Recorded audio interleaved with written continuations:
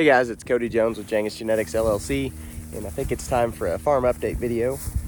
Finally got a little breathing room now. The custom grazing cows, we sent those home in, I think, about 1st of September. We had a really bad drought here, and we just kind of ran out of water, and we wanted to make sure we had enough stockpile to take our cows through. So we sent those home early, as early as we could. But we actually got a little bit of rain there, slowed us down. They're supposed to go home 1st of August, but it worked out. We had enough rain and things worked well. So sent those home, and then we've got bulls. We're still selling bulls. So that's probably what I'll spend most of the winter working on, is getting bulls in shape for spring, and we've got them ready to go anytime. We've got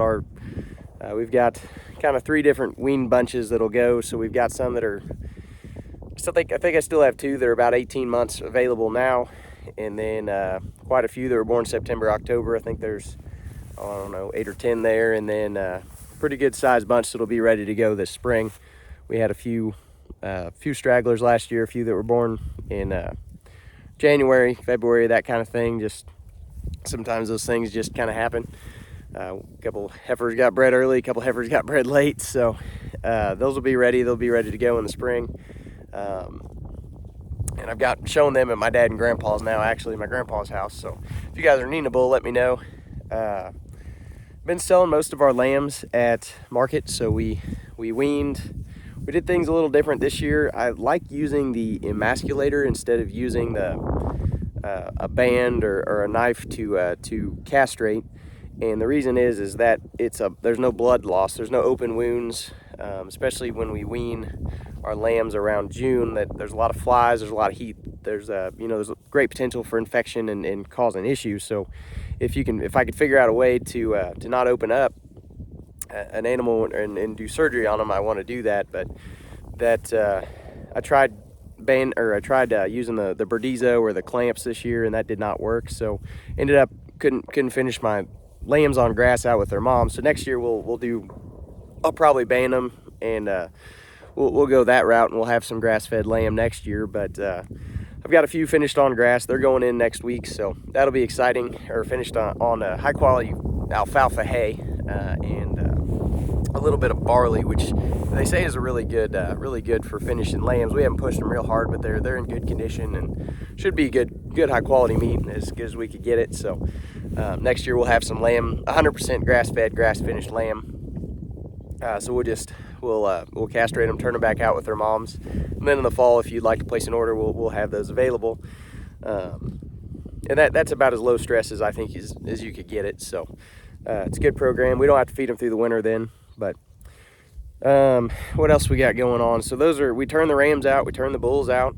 The grass-fed beef is now at the lockers, so we're really excited about that. We've got some customers that are going to be getting that beef in about 2 weeks.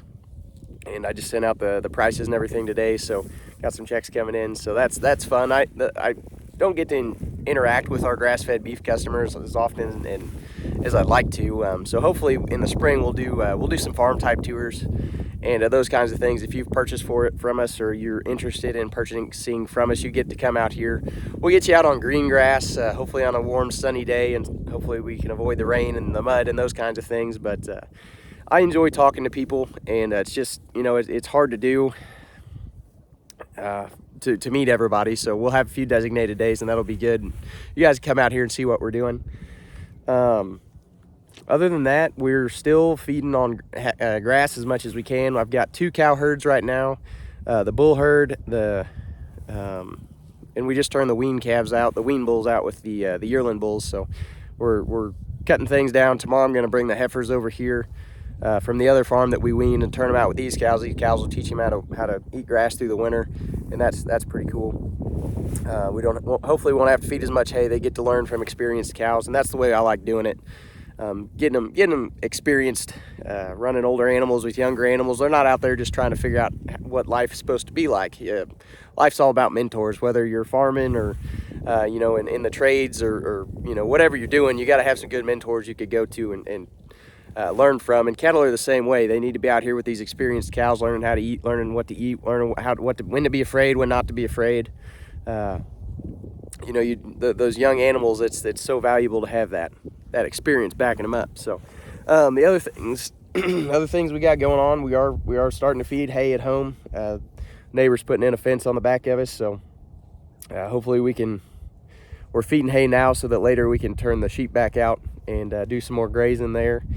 We're also providing some high quality hay for our bulls, some of that alfalfa hay for our bulls and stuff. Help them to develop. They need a higher nutrition plane than the cows do right now. These cows have plenty of nutrition in this grass, so I'm not worried about them. But the dry cows, the spring calving cows, they don't really need a whole lot until they start getting into that third trimester. So we'll start feeding some alfalfa hay over there. We'll have that farm gone all the way around for the first time, I think, here in about the middle of January. So after that, we'll start supplementing with some high quality alfalfa, and that gets them, make sure they've got to be in body condition score of 5 to get ready to have that calf get bred back and nurse and milk the calf and go another year with us. So that's important. Over here, I'm hoping we're not going to have to feed a lot of hay over here. I've got things on standby. You know, I can drive the tractor. It's an hour on a tractor back here and then an hour back. So I really hope that I don't have to do that. But in case of emergency, that, you know, in the wintertime, that'll take up half a day. Especially if I got to, you know, drive to town 30 minutes to the gas station to get a bucket of hot water to thaw something out. I don't know. We'll have to figure it out. But I haven't ever wintered on this farm before, and it's got some new water systems and things. But I've got a truck. I'm going to get some, you know, some new tires on it and that kind of thing. I think we'll be all right. But in case of extreme emergency, I'll be able to get here for sure. So, and in case of an extreme emergency, we can chop ice on the ponds if we really have to. But these are the things I'm kind of preparing for winter. I'm getting ready, you know, looking at how we're going to get over here. We'll be probably bringing some hay over before too long, setting it out, especially before we have a big snowstorm. I've never tried to graze through the winter before, and I hear it works well, especially if you've got grass like we've got here stockpiled up. It's tall grass, not the short grass, so they can reach through the snow, get a bite. But I've never done it before, so I want to make sure we're not hurting the cattle. We're keeping them healthy and strong and plenty of nutrition. So I'll be learning about that. I'm going to have hay here to protect the cows from my mistakes and my learning curve. So probably, hopefully, do some reading and contacting some people that have done that a little bit more intensively than I have in the past too. So normally, you know, growing up, we never had grass in the wintertime. You started feeding hay in about November, and you quit feeding in about May. So Grandpa always says hay to May. So I still buy hay to May, but hopefully I can send it back to Dad and we could swap out for some fresh hay next year, save some money and do it on grass. But yep, that's really it. You know, family's getting ready for Christmas. Our son's about to turn 3 in February, so he's a handful. He's a bundle of energy, and we love him. And he is sometimes very difficult. He sits in daycare all day, and then you know, the nights are just shorter. He doesn't have enough time to burn that energy off, seems like. But we try to work him as hard as we can on Saturdays and Sundays. And our daughter, she's going to be 1. She's not walking yet, but she is really wanting to.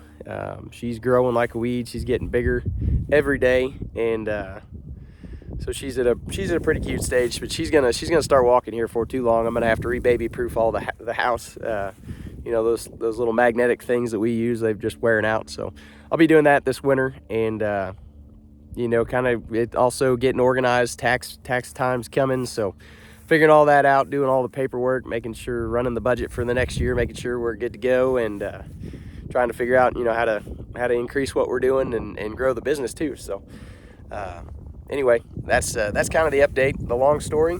And if you guys have any questions about what we're doing or how the winter's going, feel free to leave a comment, ask a question, and we appreciate you guys, and we appreciate your business and your support and just having you follow along. So thanks.